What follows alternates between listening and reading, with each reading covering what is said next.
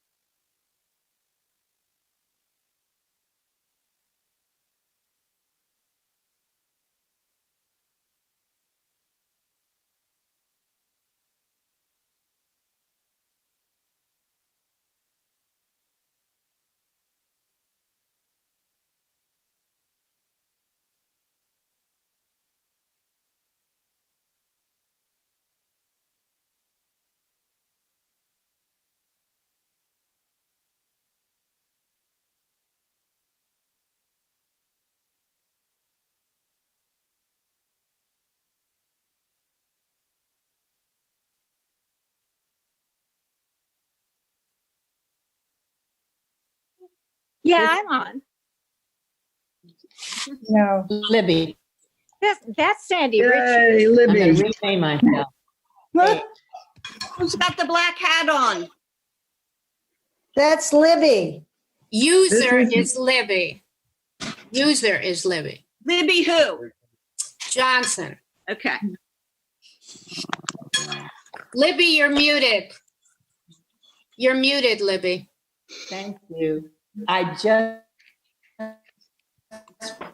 myself from user to Libby Johnson. Thank you. Thanks to Jewel. It's helpful to us because exactly. And I've done it. I have to do it every time I'm on here. Yeah. Hey, welcome, Cliff. Welcome, Betty Sue. Okay, boy. So who is Jewel Jew? Yeah, let's So can someone please tell me who is 202-701-50? It's YH Pat. So YH, are you on a computer and a phone?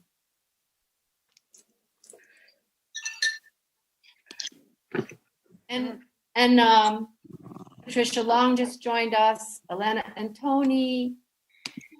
Who is iPhone? Sandy Ritchie, I'm on an iPhone. No, whose username is showing as iPhone? Everybody look at your name and tell me if the name says iPhone. It's Juliet. Juliet, last name?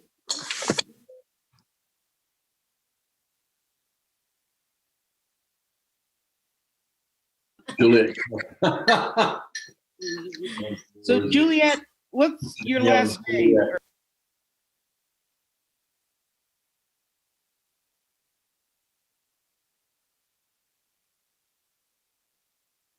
Okay. AHL.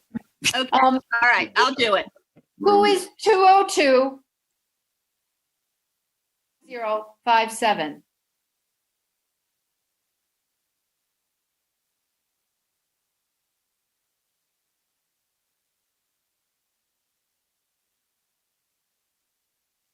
Yes, get two squares sometimes. When you Oh, okay. on a phone. All right. Come in on the PC, you get one entry, and if you dial in separately, you get another entry. Thank you. That felt bad. Okay. That's voting people off the island.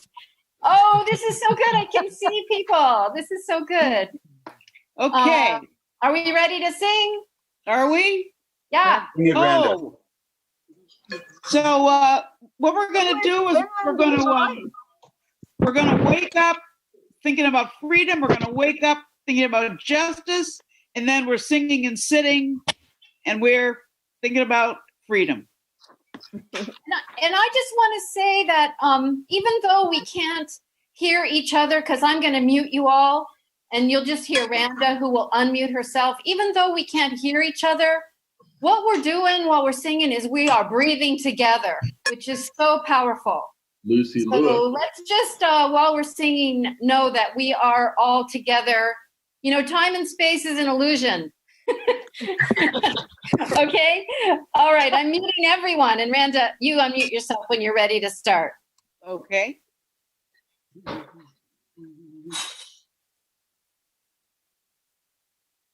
Okay. Woke up this morning with our minds stayed on freedom.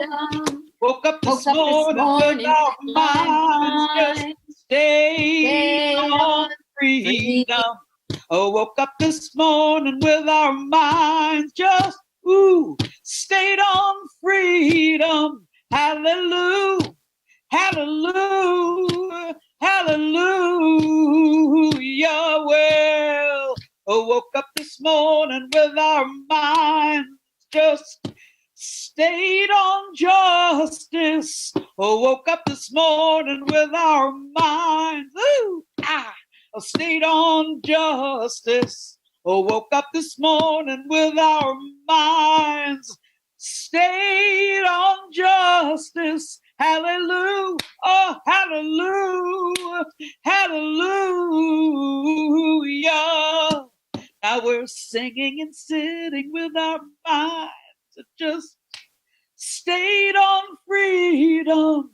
We're sitting and singing with our minds stayed on freedom. Well, singing and sitting with our minds just stayed on freedom. Hallelujah, hallelujah, hallelujah.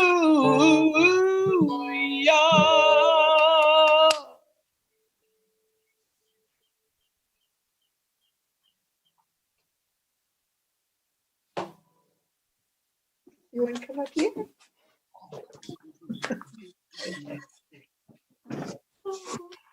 Welcome to Chris's dog. Yeah. I'm going to unmute everyone for a minute. I think some of us have urgent concerns to bring, and I want to just open that up. Mark wants to bring something about affordable housing in Raleigh. I want to hear from Susan and Lori about what's happening with migrants and immigrants around the poultry plant. I put that article in the chat, Susan. Oh, good. Thank you. Thank you. Okay, yeah.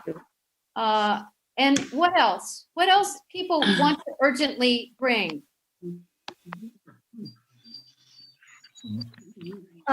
Expanding Medicare today, the Medicaid expansion day is today. Good. And you know, the North Carolina General Assembly is in session today. Yes, and that ought to be the first thing they deal with. Yeah. Here's a quick look at the protest going on outside the legislative building downtown. It looked bigger than last week. It looks like it's about the same. It's not huge. Yeah, but they had a few minutes of showing that Gabrielle was showing what's happening. Okay. So on the bottom of the screen where it says reactions, I'm not sure if this is true on your phone, but there's a way that you can put a thumbs up or clap, or even more to the point. You could, under participants, sometimes there's a place to raise your hand. I'm not finding that right now, but I think it's because I'm a host. But anyway, I'm going to mute people so we can sing one at a time. But if you talk one at a time, but if you want to talk, you have to do this or raise your hand or something, okay? I turned it off. The reason I'm doing that is just because of background noise, not because I don't want to hear from everybody. Okay. Okay. You're so cute. I'm just, so your dogs can bark and so that you can, hi. Yeah, let's just take another deep breath.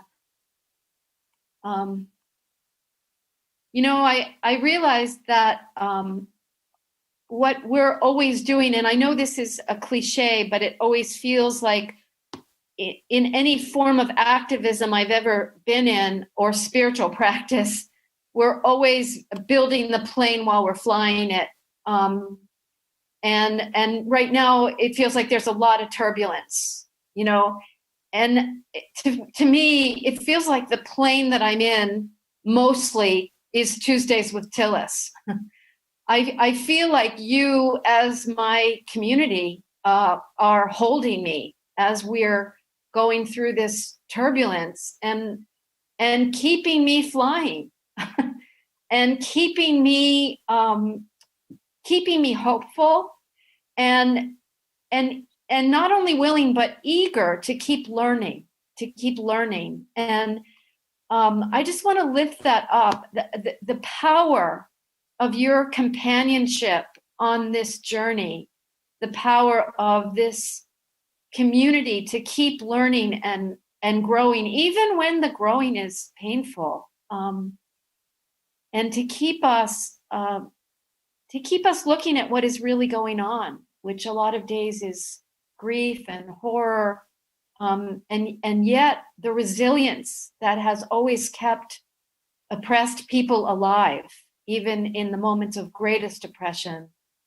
And we are certainly seeing the most oppressed people being even more oppressed than everyone else right now. So I just love that this is a community that wants to look at that wants to look at our place in that wants to keep changing so that, you know, I just have to keep thinking about, and this is, I'm sorry, I always bring these Christian metaphors in here, but, you know, Jesus was lynched. That's what happened to him. And sometimes I feel like every single day we have to get up and choose whether we're on the side of the people that are lynched or the people that lynched him.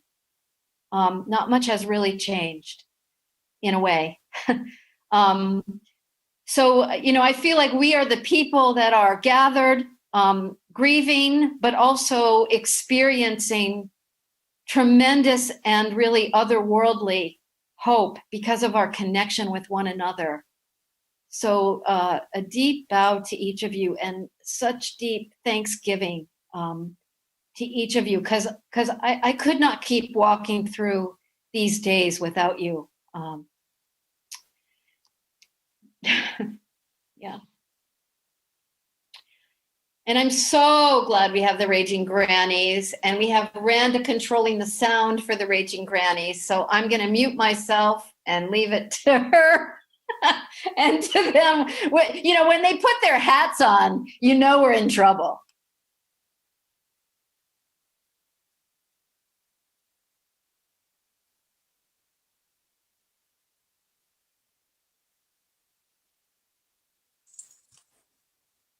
Randa, did you want to say something before we start?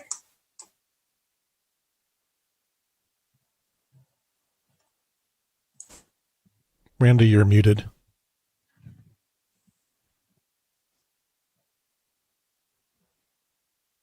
Or Jay, did you want to say something before we start?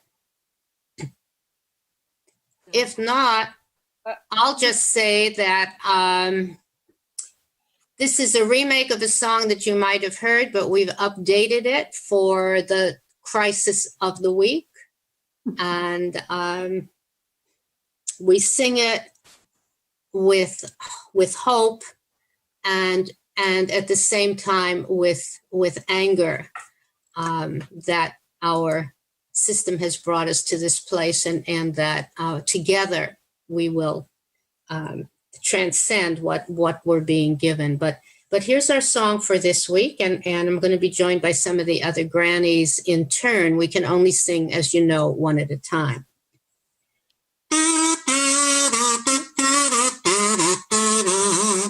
We protested when you raised all those taxes on the poor, and folks were dying every day for lack of health care. Now you say we might drink bleach to put a virus out of reach. You're a moron, and now you've pissed off Grandma. First you said there was no danger, there'd be no pandemic here, and you did nothing to prepare for what was coming. Healthcare workers on their knees begged for masks and PPEs, but you ignored them, and now you've pissed off Grandma. You go on TV every day, and with those stupid things you say, your BS just keeps on piling higher and higher. You take no responsibility for your gross lack of ability. You're a pea brain, and now you pissed off Grandma.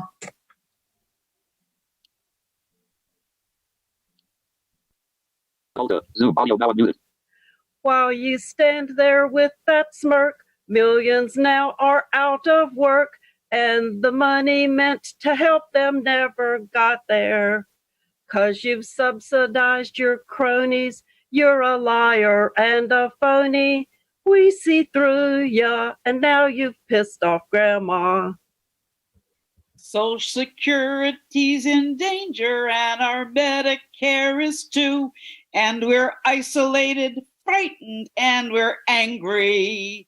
So we'll keep on singing strong and unite to right these wrongs and vote you out, 'cause you've really pissed off Grandma.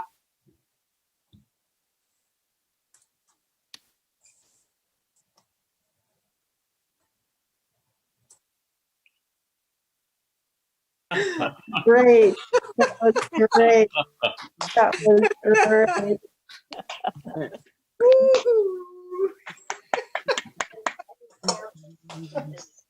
Nice job. That is just one of your best ever, Vicki. I just absolutely love that one. Thank you. Thank you.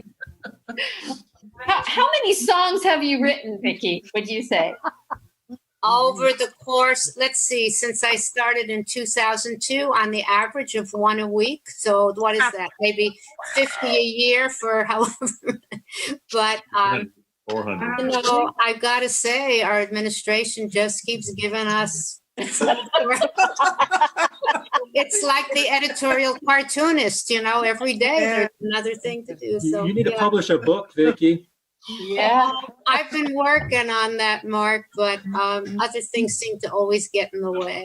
I originally thought I would put together a little booklet for my grandkids, and then it seemed as the years went by that the songs needed some explanation, and there should be an introduction, and of course an index. So I haven't done it yet.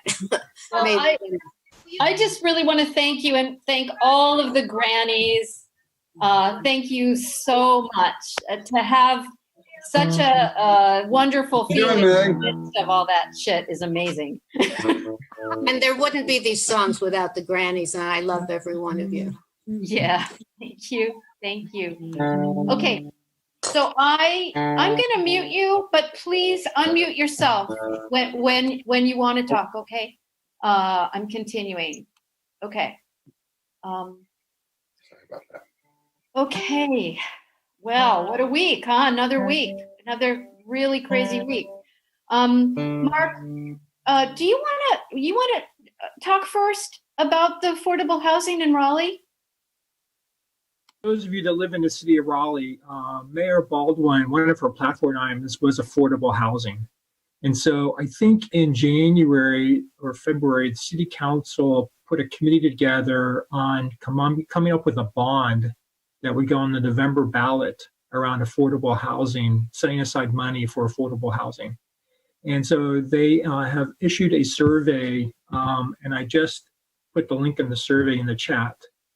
So if you're in the city of Raleigh, if you could take that survey, looking at the city residents, their input on what that bond should consist of. And there's farther up in the chat, I put a whole mess of links on some of the information about what the affordable housing bond would contain and that type of thing. So it's for those that live in the city, you can go ahead and voice your opinion in that survey, and that will help this committee prepare the bond for November. Thank you. Thank you very much.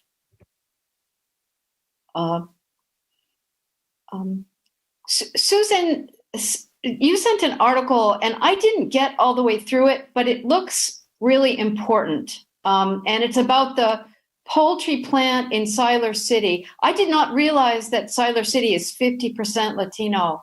I did not realize. Yeah. And I'm unmuting Lori too, and Libby, because you've both done a lot of work in this area, and Lib too, when I find her.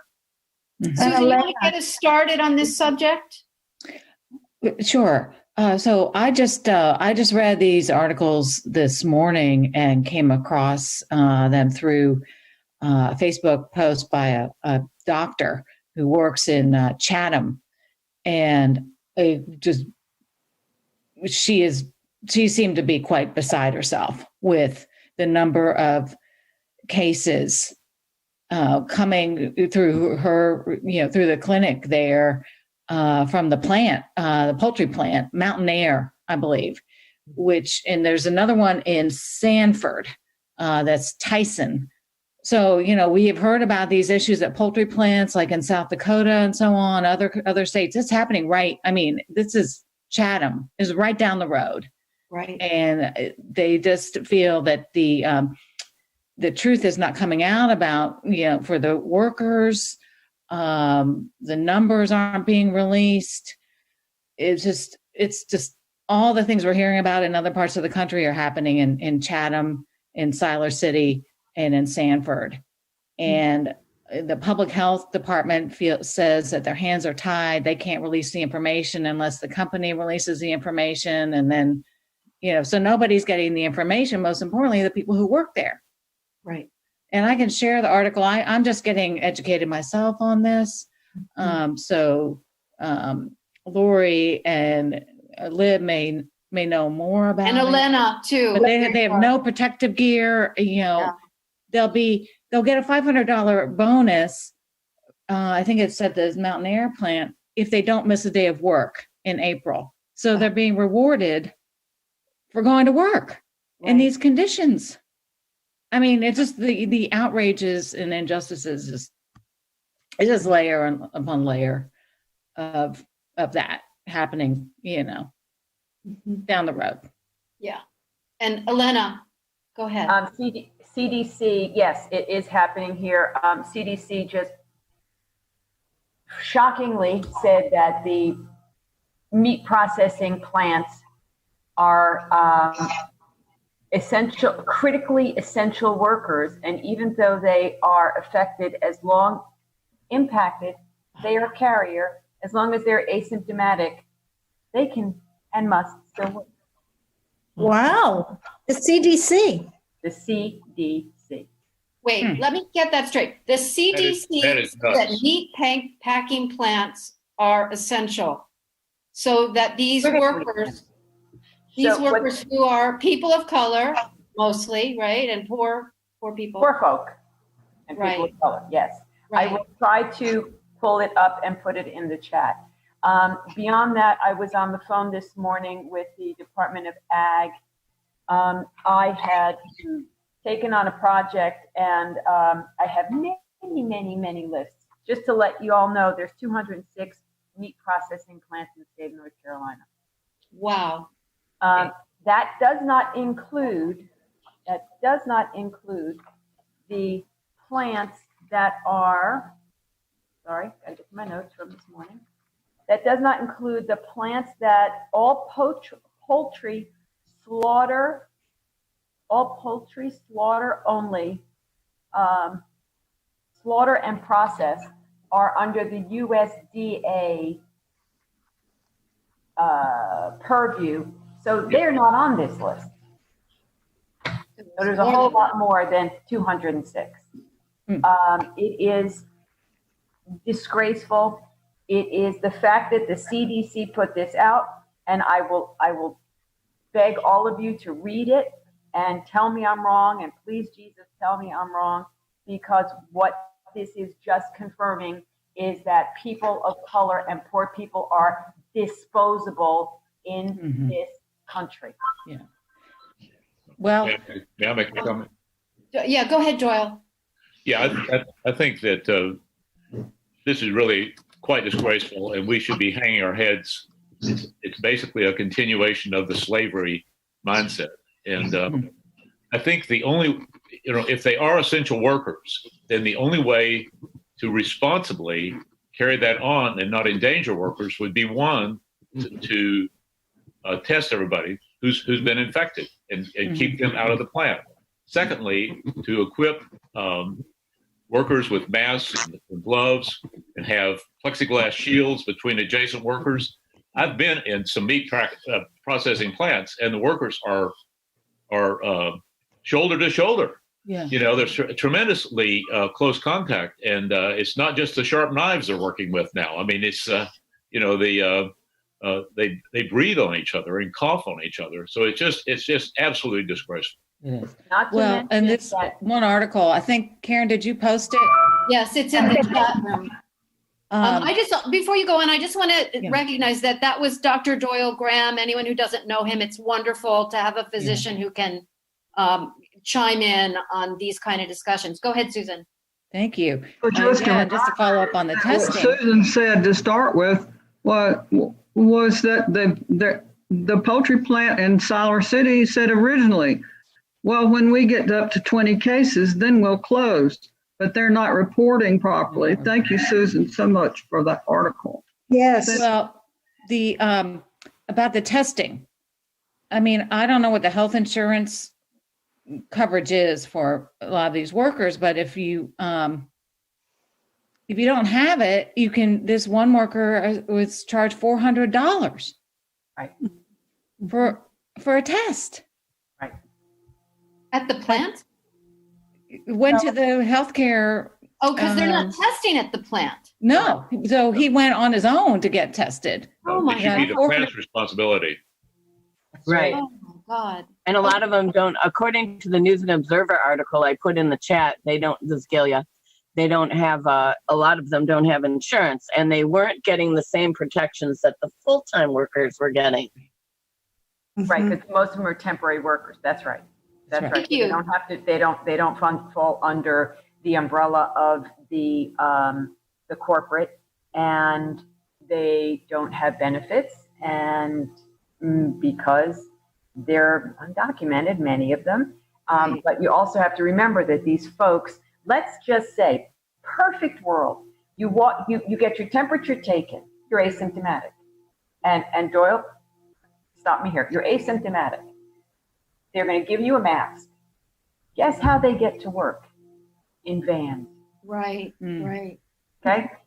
So I just put the article in there. So I challenge anyone who's a lot smarter than me. That means all of you, and read that. It's not an article. It's a statement from the CDC saying that they're critically essential workers, and that they're saying, oh, you have to have protection and you have to provide spaces and you have to provide all. Let's just say all of that. Again, I go back to break rooms. I go back to how do you get to work. Right. Thank you. Ellen's been trying to talk for a while, and then Lori. Who's Ellen? Ellen. Who's Ellen. Ellen? Me, Ellen.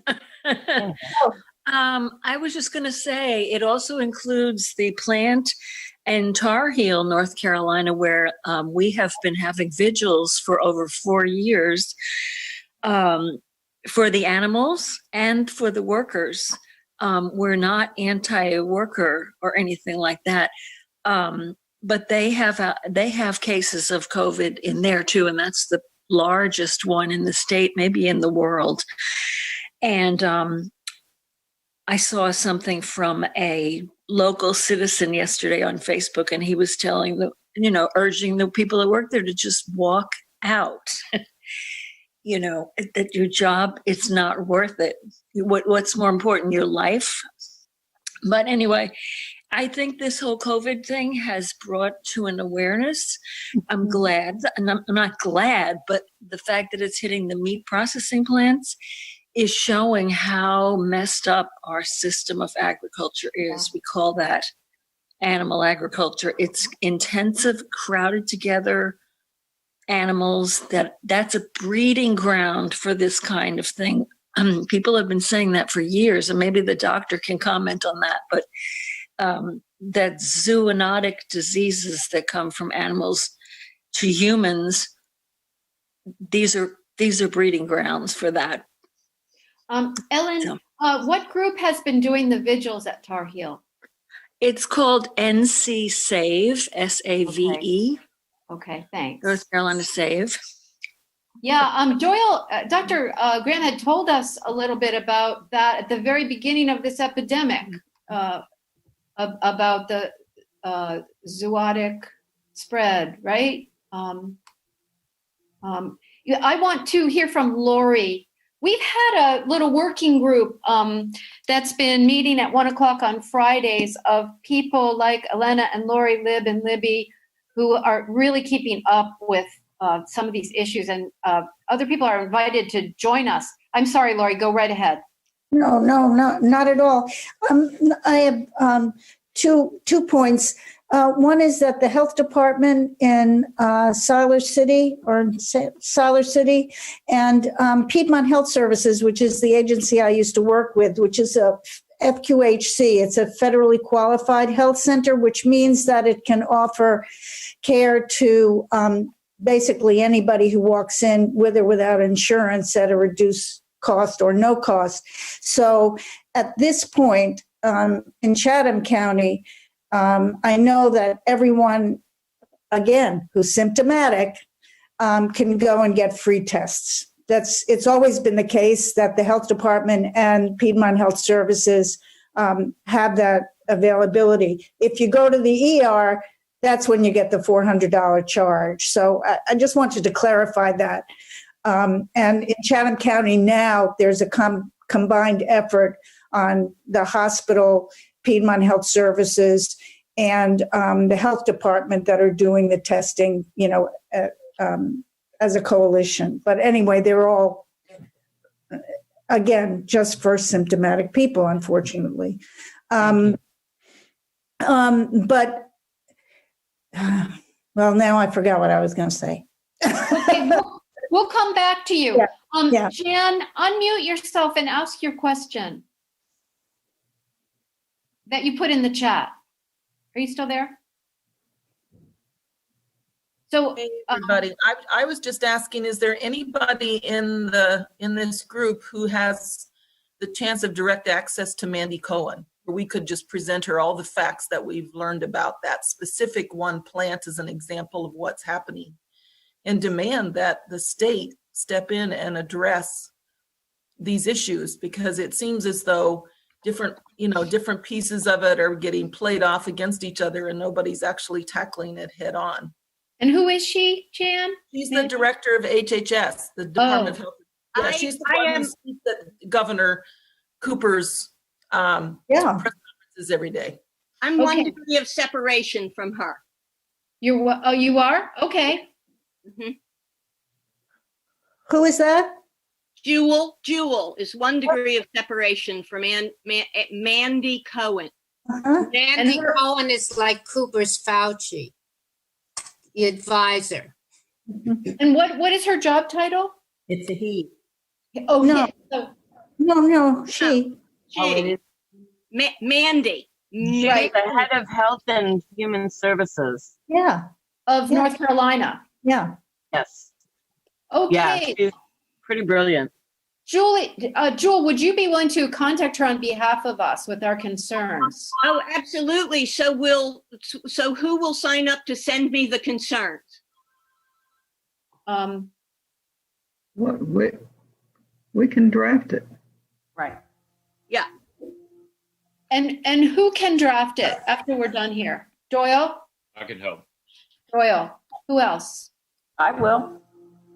Elena, who else? I'll volunteer to edit if that's necessary. Okay. Anybody else? I can just send a few articles. I don't think I have time to do the whole thing, but I can send what I had. Okay, that sounds good. And everyone will get the chat. So you can okay, we'll write something. And so when it's all done, send it, say final draft or, final copy or whatever to me. Okay. And Mary White, can you unmute yourself because you have something in the chat?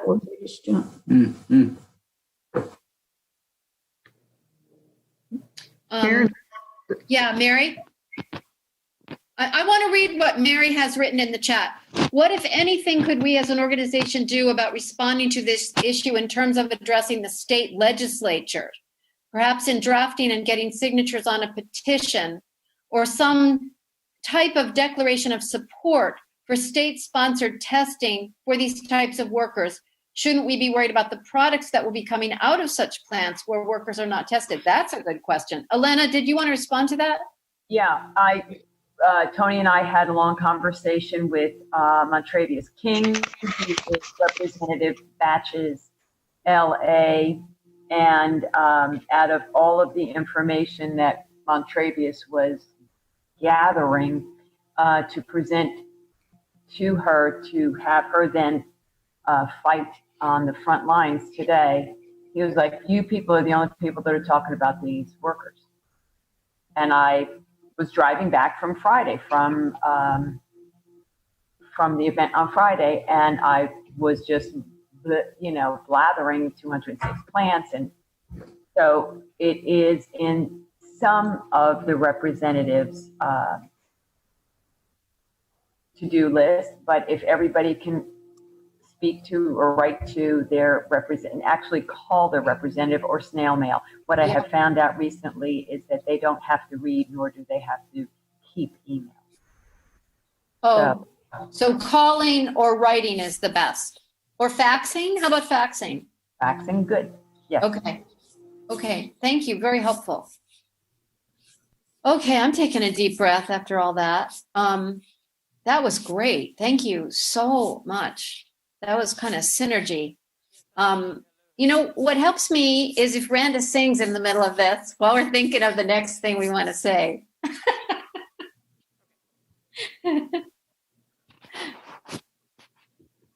Yeah, I wonder, who Karen lives with. That's good. All right, so you've heard this song before. Well, we've got grief and we've got fear, but still we are all seeking shelter here, and we will rise up out of the valley, trying to get home. We find our strength and we share our pride. Nobody can steal what lives inside. No, we will rise up out of the valley, trying to get home. Yee, we got grief, and we got fear, but still we are all seeking shelter here, and we will rise up out of the valley, trying to get home. Now, don't you know that we find our strength and we share our pride? Nobody can steal what lives inside. We will rise up. Well, we will rise up. Oh, yeah, we will rise up out of the valley, trying to get home.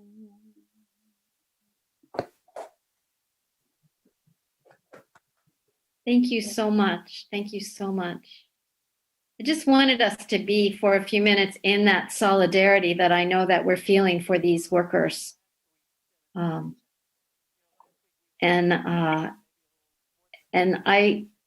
I once again just want to say how deeply grateful I am to be with a group of people, over 50 people, who are choosing to look into this more deeply instead of looking away.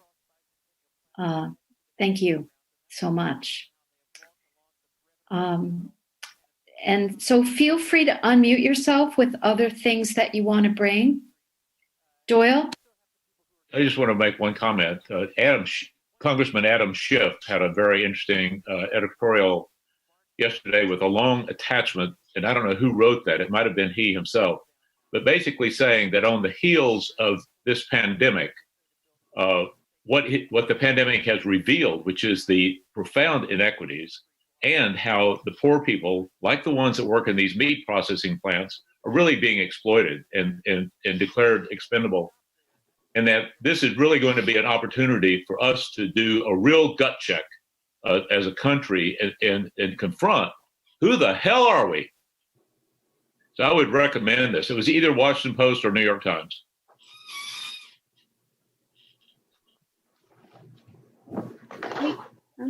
If anyone finds that, send it to me and I'll put it in the tiny letter this week. Thank you. Thank you. Hey, this is Tara Romano. Hi, Tara. Hey. Sorry I joined late. I was watching some of the AFL-CIO and Organized 2020, they had organized healthcare workers to do a counter protest to the reopen protest that's happening right now. And one of the things I think, like, I joined when you all were talking about what's going on with the workers and how that's Black and brown folks and immigrant populations. And I think it's really a good time. I want to always reiterate that's always a good time to write letters to the editor. And I think now we should really be doing that. Yes. So first of all, I think the media has given a disproportionate amount of coverage to this small group of people. And I was writing down the signs that I saw, which were things like stay-at-home orders come from Nazi sympathizers, no vaccines, no Fauci, investigate COVID and 5G, and then lots of American flags. So it's like this combination of the Tea Party and then people who are, I think, pretty fringe with some of their views. And then there's healthcare workers standing out there, all suited up and that kind of stuff, trying to make their points about what's happening. But I think, and what we're mostly have seen is like really mostly white people as part of this reopen. Yes. And the point that I think somebody had just made about like what those people are asking for is us to go back to a time where the burden is always on Black and brown folks in this country, like with the meat packing and all this kind of, all these essential services. And we're seeing these white people, and they literally had signs that say, I want a haircut. Like they're sort of leaning into that as well. And, like making the point, like these folks want us to really be, like, they're not going to be bearing the brunt, honestly. And not just the healthcare crisis, but also the economic brunt. Like I know these folks, some of them have small businesses and it's tough and I understand, but like they're not who's bearing the brunt of that really. Including like if you are open and then people can't go to work or they get fired because they're afraid of being sick or like all of these things. And so I think I'm not being super coherent right now, but I think these are a lot of points that we need to be making because lawmakers read those LTEs as well. And I think we just really need to push back against, and I'm hoping with actually having a pretty good presence of healthcare workers there, that helps the media try not to focus so much on the reopened folks who don't really represent the North Carolina community very much at all. Yeah, they represent a tiny number of people. I'm glad you talked about letters to the editor. This is a really good time to be writing letters to the editor. Yeah. Along those lines, looking at the businesses that places like Georgia are opening up, it's really about economics again, and it's about it's not just brown and black. I mean, but it is, but it's targeting the communities that can't afford to live on their own. So you look at what places are being opened up are things like restaurants and tattoo parlors and hair salons and stuff like that, which is mainly populated by people who otherwise will need to live on unemployment. And the state of Georgia is broke. The Republicans have just totally decimated their budget and can't afford to pay them for the unemployment. And so that's why those particular places are the ones that are being targeted right now. Well, and we should mention that if those businesses reopen, the workers can't file for unemployment.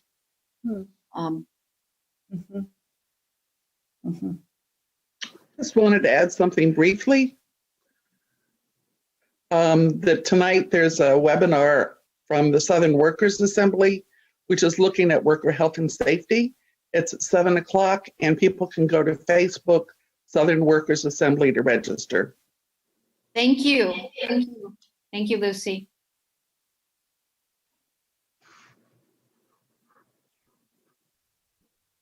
Good. What else? We have a little time.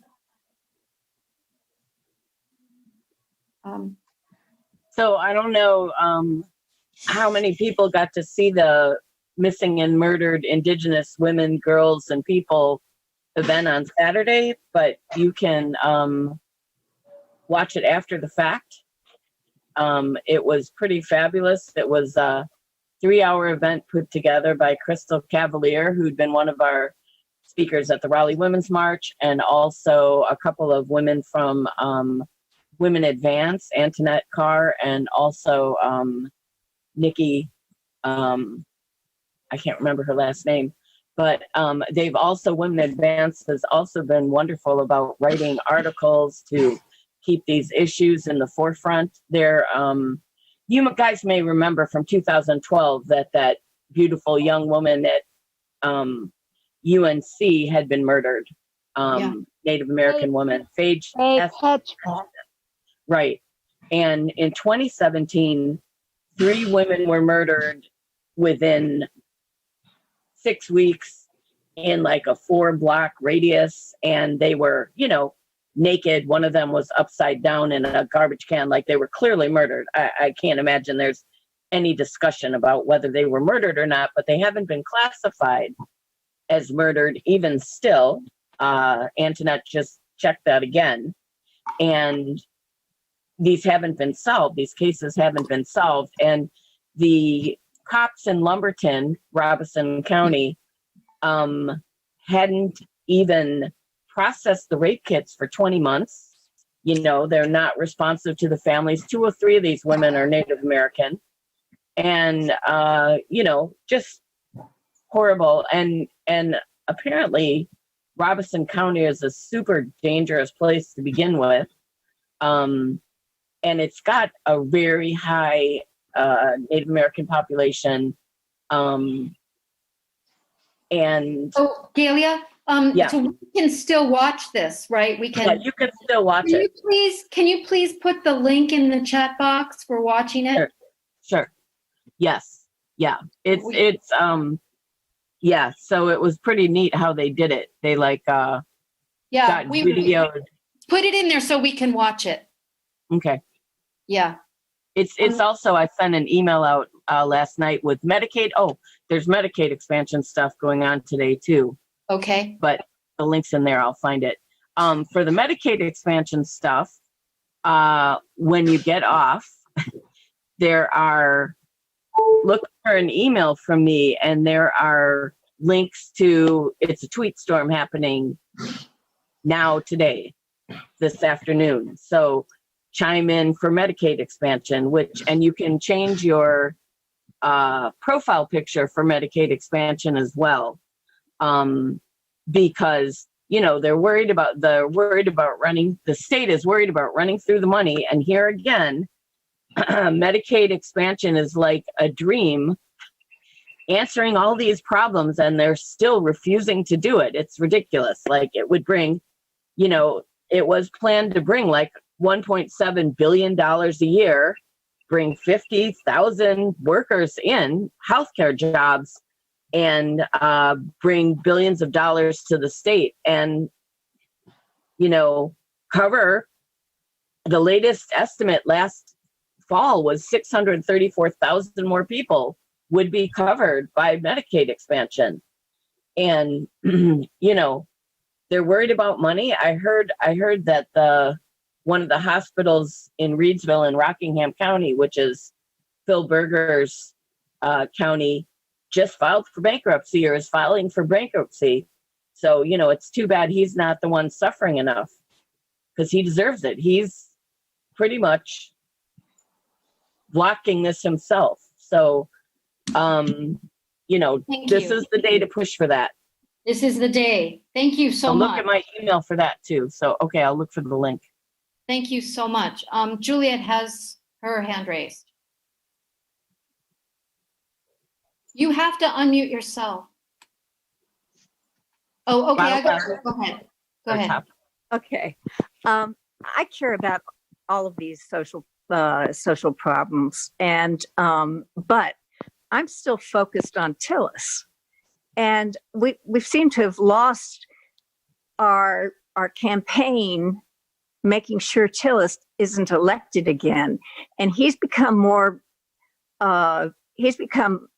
important to Trump with the COVID-19, and he speaks for Trump, and he's getting television time. He's getting national television time, and I just think we need to still be on his case.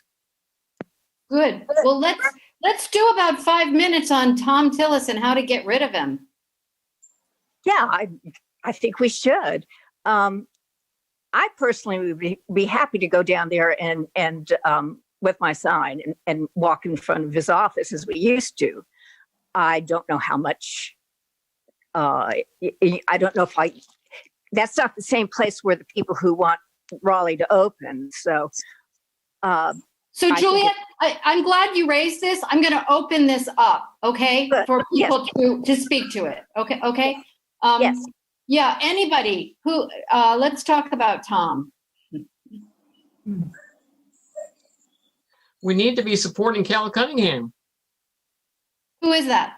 Pat Long. Pat, keep talking. Well, Cal's the one running against him, so he needs our financial support. Cal actually raised more money in the last quarter than Tillis did, but Tillis has a war chest that's much bigger than Cunningham's. So we need to put the dollars in there. Yeah. I'm wondering if somebody can clear up.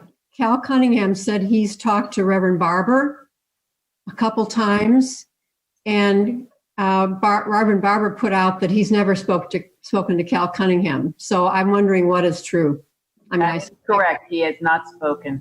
So why would he? I mean, the fact that he lied about that is annoying and infuriating. I will say that Mike Eisenberg, where are you, has been working on getting Cal to come to Tuesdays with Tillis so that we can press him on these things. Where are you, Mike? I'm here. How's that going? Yeah, it's not. He has not. They have not responded back to me. I'm going to get back in touch with them tomorrow. Okay. Okay. Yeah. My guess is that Cal has greeted Reverend Barber at some event, and he calls that speaking to him. Yeah. Reverend Barber is saying he's never had a substantive conversation about the Poor People's Campaign demands and budget with Cal. So maybe it's not an outright lie on Cal's part, but it's an obfuscation. When I spoke to him a week and a half ago at his virtual town hall, it didn't sound like it was a casual thing the way he was talking. So he's a politician.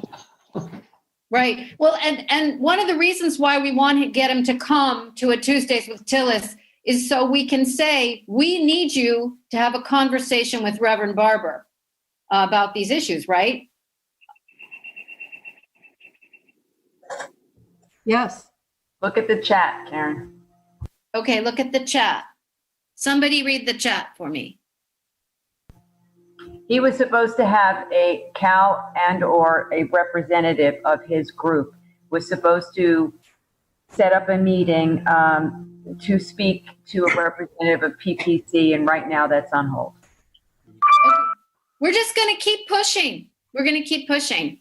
It's just kind of like how people have to keep pushing Biden, and that's kind of working. So we got to keep pushing Cunningham. Hey, Mike, who are you in touch with in the Cunningham campaign? I'm going to look up his name right now, Tara. Okay. Because it's the same people that Chuck was in touch with to get that town hall going. All right, because I actually did get somebody from his campaign responded to me.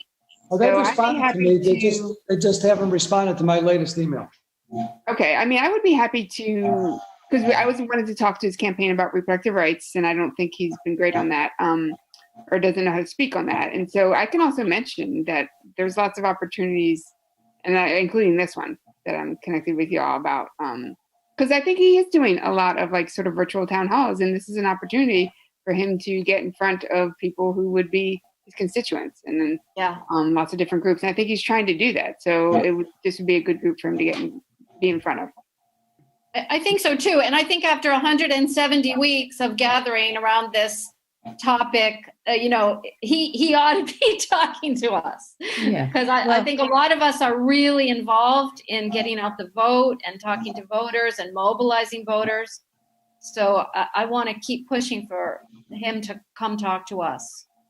Yeah, he had a town hall meeting this Saturday. Back to Tillis, I'm sure all of you got the same thing I did, which are these long letters from Tillis about how to get money or $1,200 or whatever. And it's very detailed.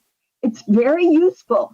And the reason I bring this up is that this is giving him lots of points. And we need to go against that in various ways. Right. And I think letters to the editor are one way. We really need to seize the narrative. Yeah. Tara, Michael McShane. Oh, okay.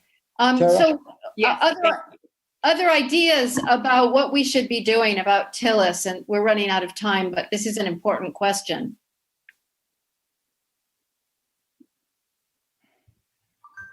I think we just need to keep tracking his behavior. Yeah.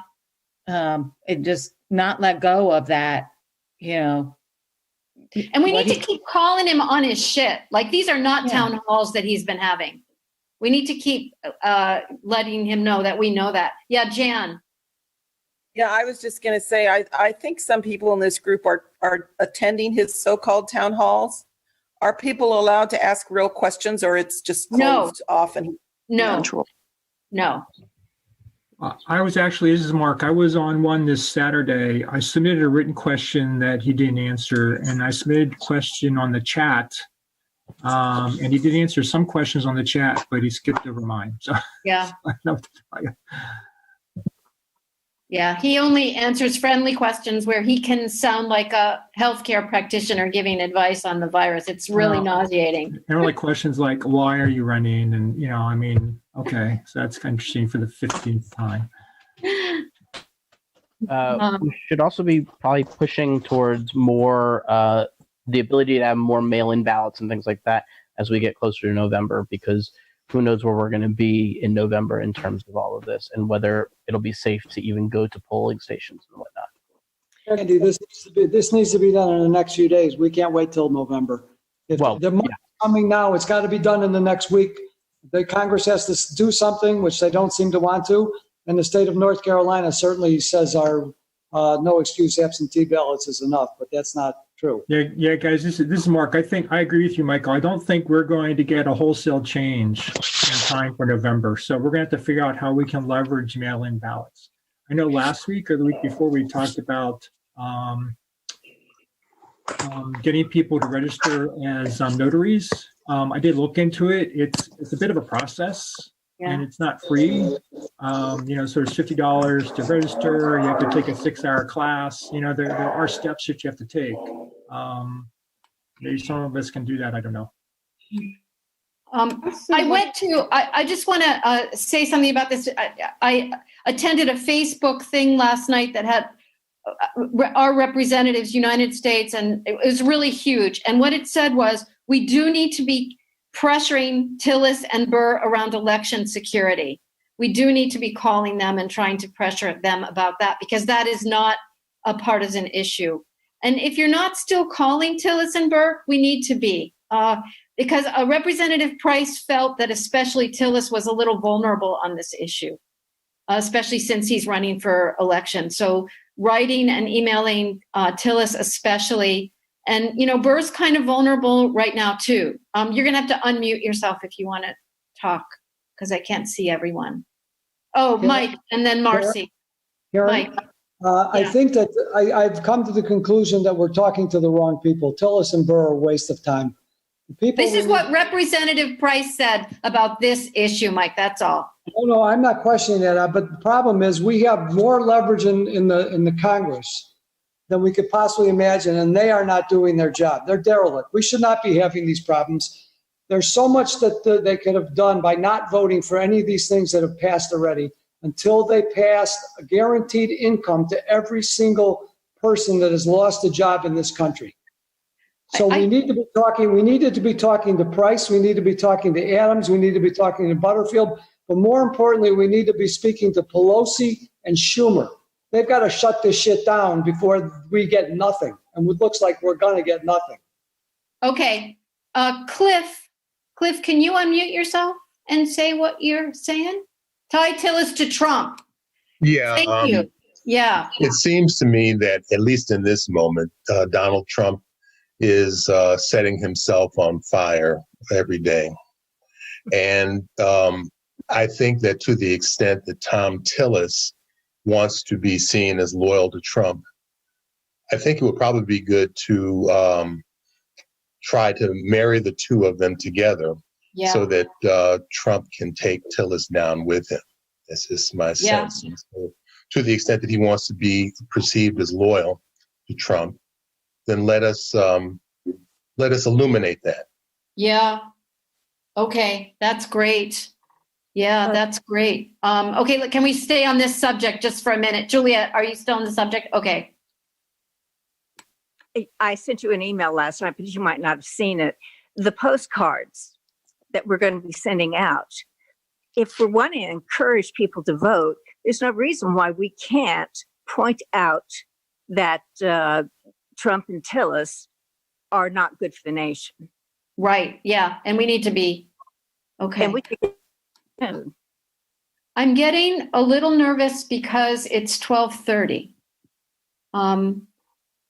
Any last urgent words before we? Yes, Lori. Medicaid expansion. It's not only a good idea to tweet, but please email, call.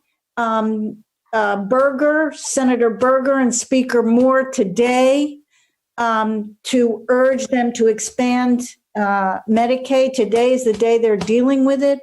The most important thing to know about this is not only are more than 500,000 people already who would benefit by adding Medicaid, expanding Medicaid, but there are 250,000 now unemployed workers in addition to the 500. So we have 750,000 people who would benefit from expanding Medicaid at this time. It's urgent that we communicate with them, calling, emailing, tweeting, and signing the letter of the North Carolina United for Survival letter that's going out today too. As an individual, or I don't know who was responsible from Tuesdays with Tillis who can sign for us.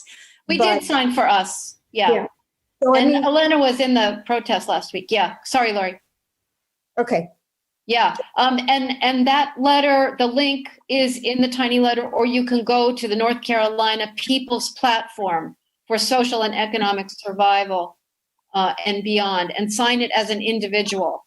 Thank you for reminding us about that. And thanks to Elena and her son for driving to Eden, North Carolina, to Berger's house this week. That was pretty cool. Yeah, Doyle, real quick. Okay, expansion. The argument that the Republicans raise is that this will cost too much, but of course the federal government picks up almost all the tab. And secondly, those people who don't have insurance go to emergency rooms, and that's a huge cost. And so Medicaid expansion is a net savings. And it's, Republicans might just view it as incidental, that it's actually helping people that really need it. You're starting to look like Bernie Sanders now. So, my beautiful friends, are we ready to sing the song? Yeah. And thank you so much. Susan's going to give us a closing after the song. You're welcome to hang out. You're welcome to add to the chat. Thank you, Jewel, for sending out the chat and saving it after people are done. If you don't want to receive the chat, you could just put your email. We won't send it to you, but it's nice to have with the links. Okay, I'm muting everybody except Mike, right? Boy, I just had all the lyrics on my screen and now they've moved because. Let's see if we can.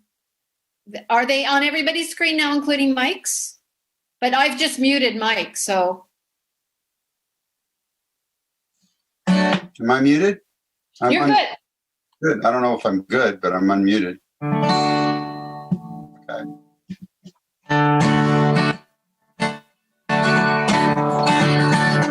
Come out, going out. When you're gone, singing, dancing, shout. We'll bring some fragrance in. They'll find us again. If you don't like who's in there, throw them out. Ellen ballads sure would help things out. As Trump would staying down. Let's end deceit and fraud. Restore the rule of law. Just need an honest chance to vote them out. Vote them out. Vote them out. When they're gone, we'll sing and dance and shout. We'll bring some great ones in, help them find hope again. Like who's in there, we'll vote them out. 2020 never mattered quite like this.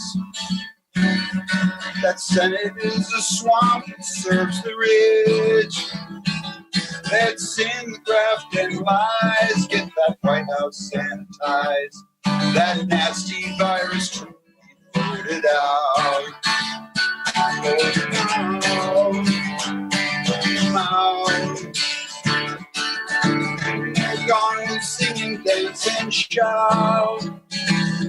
We'll some find us hope again. We don't like to continue now.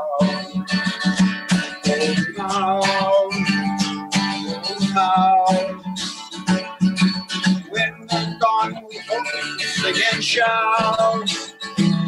We'll bring some great things in and bring us hope again. We don't like us in there, hold out. Yes, we don't like us in there, hold out.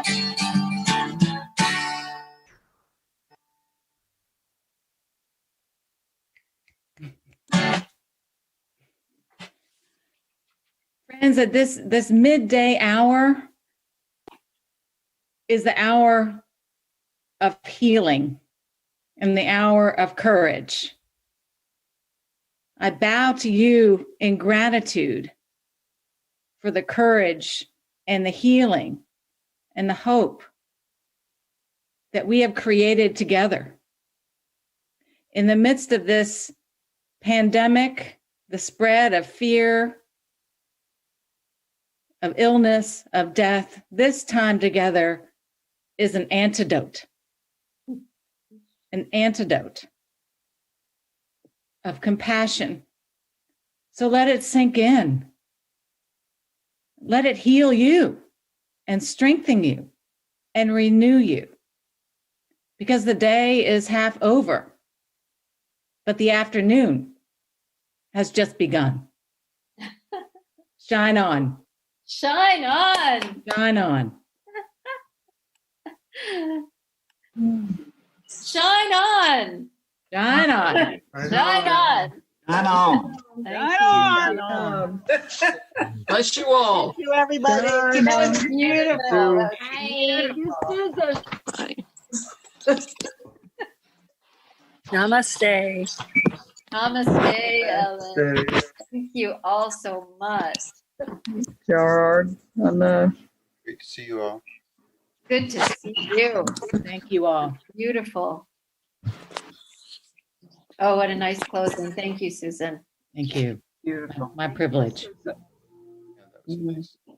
Very nice. Hi, everybody. Bye-bye. Bye. Thank you, Jewel. You're the best. Thanks, Jewel. And Karen. Susan, do you want to be on our call on Friday, immigrant